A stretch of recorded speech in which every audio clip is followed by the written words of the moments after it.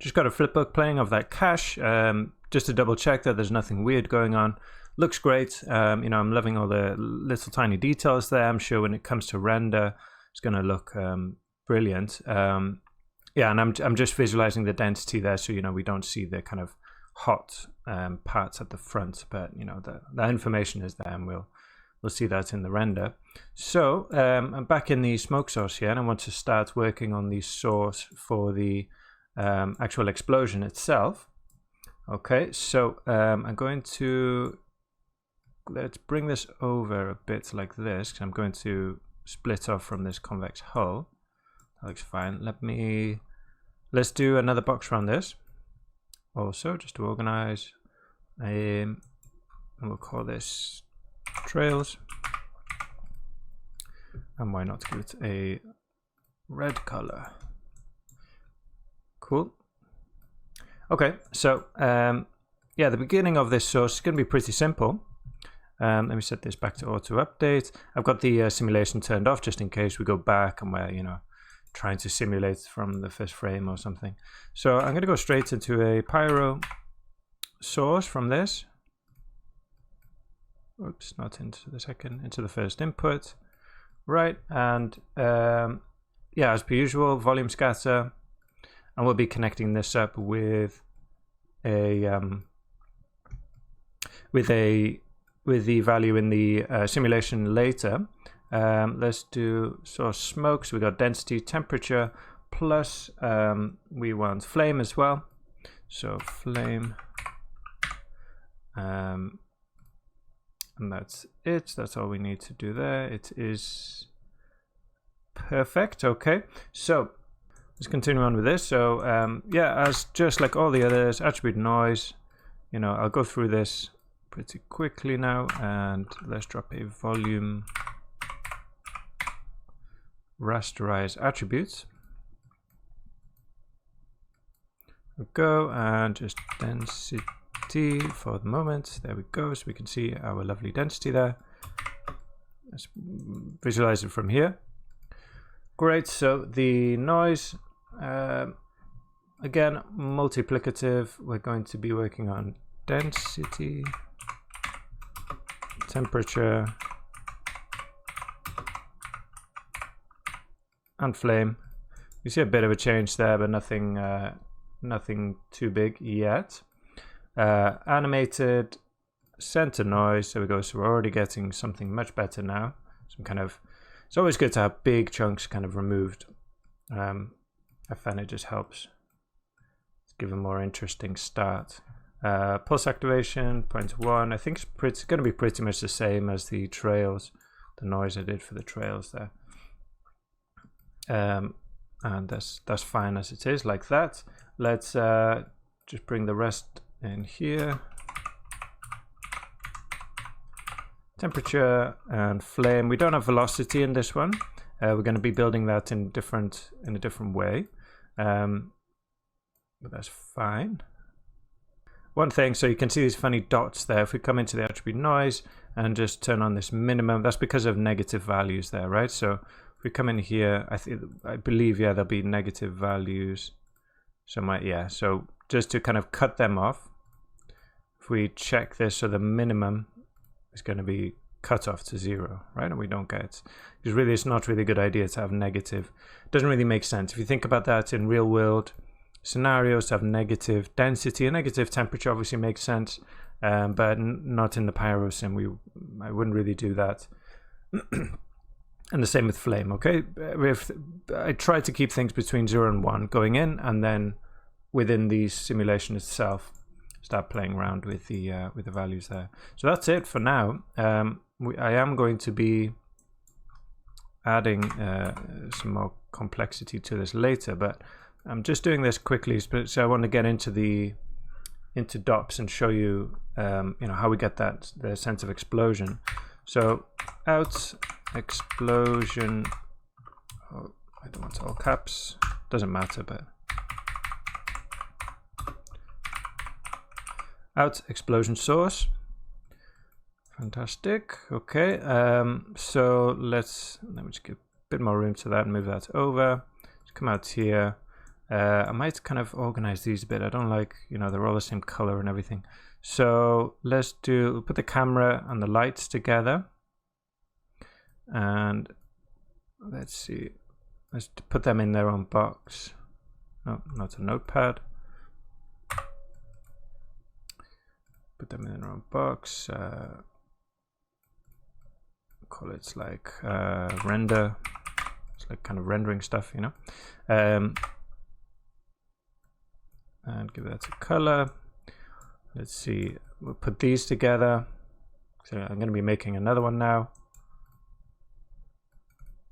Sims. And we'll make them green since the nodes are already green. Remember, press C to get that. Just put this over here because we don't really need to come to this. We'll be working on lights again later.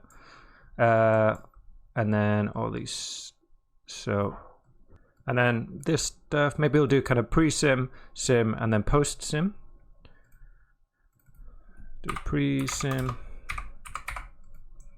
And what color? How about yellow? And post-sim down here.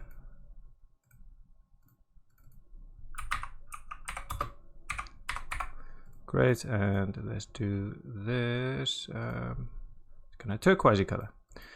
Great, okay, and so another dop sim, dop network. Okay.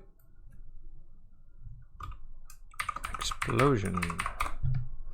Great, so this also, we're going to be starting on, where are we? Start frame 53 for this as well. Okay, let's dive inside. Same as usual, get rid of those color things. So we want power solver sparse, smoke, object sparse, connect that up, and a source, volume source into the, I'll remember one day, the third input. Connect that up like that. Fantastic. Okay, and then sup. Let's find that. So we want the smoke source, explosion source, and then start bringing in all of these volumes. So we want density.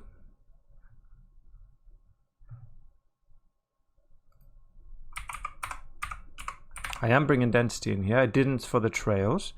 You know, that's just what I found that worked better with it. You know, a bit of experimentation. It's up to you whether you do or not. In this case, we will also be emitting smoke from the flames as well. You know, but I want a lot of smoke in this case, and I feel like there'd be smoke from the get-go, or smoke or dust, you know, from the helicopter hitting the ground, and just kind of steam, and you know, there's just a lot more going on in this case. So density, we also want temperature. Okay, and also very important not to forget the flame. We don't have velocity yet, but we'll be bringing that in later as well. Now, one more. So the something we haven't talked about before. Well, maybe we can visualize this. If I just go back a frame and just see, oh, we got some kind of error there. Let's see, what's the problem?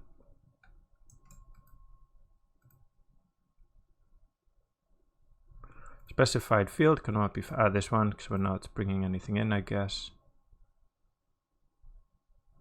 Let's try that again.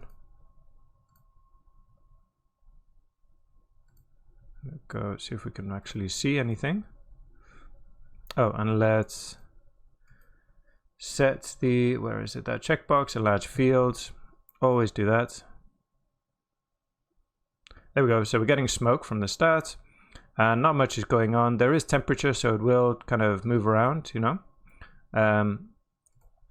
But it's not going to do much. I'm going to turn off the, I can see the, this is on by default. It's kind of annoying. And it's set really high, so your smoke just disappears really quick. Your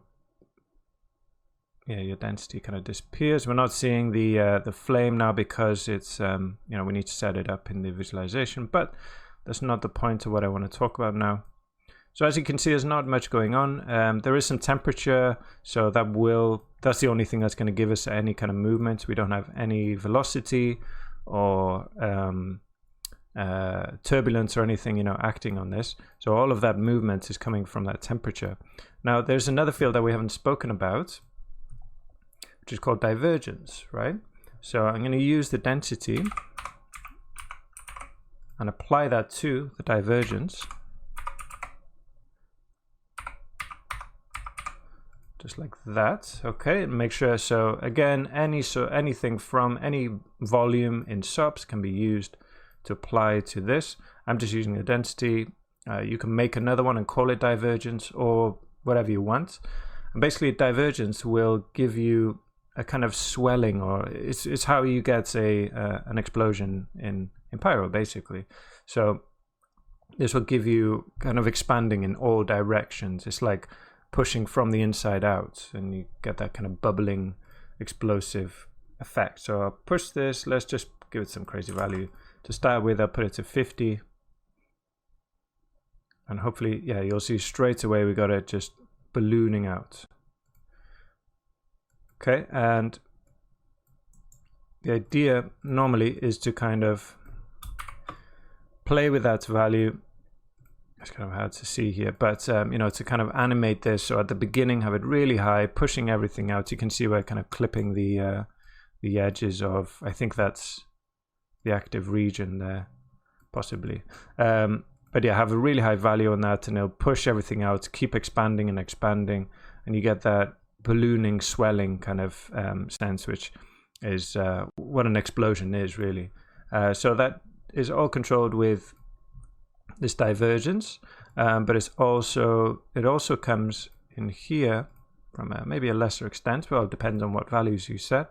You have this expansion in here, so that is a result of flame. So the more fire you have and the more flames you have, you'll have more expansion like this. Typically, you're not going to have, you don't want this to be too much, but it's part of fire. Fire causes expansion, heat expands. So yeah, that's the key to explosions, and obviously we'll dial these values in a bit better, and yeah, we'll take it from there.